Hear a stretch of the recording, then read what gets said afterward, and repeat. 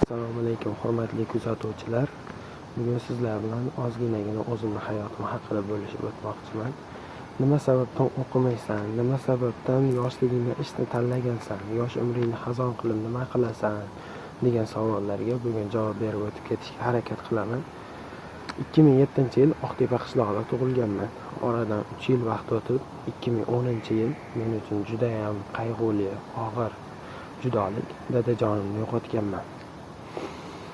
Oradan ancha vaqtlar o'tib 2018-yil bobojonimni yo'qotdim. Oilada eng katta farzandman. Oila tashvishi o'zimni bo'ynimga tushgan.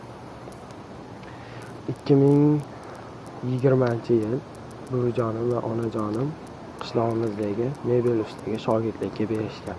5 yil davomida shogird bo'lib yurdim. Mana shu darajalarga yetishimga, shunday martabalarga erishishimga buvijonim va onajonimning duolari juda ham katta. Shu onajonim va buvijonimning duolari sababli shu darajalarga yetishib turibman. 2025-yil yana bir og'ir judolik. Buvijonimni yo'qotdim. Buvijonim bilan so'nggi marta gaplashish, so'nggi marta ko'rishish armon bo'lib qoldi.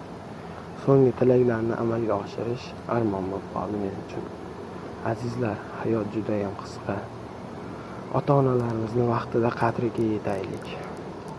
Mana nima sababdan yoshligimda ishni tanlaganim, nima sababdan o'qishni tanlamaganim, o'qishga xohish bo'lmaganligini o'zingizlar tushunib yetgandirsizlar deb o'ylayman.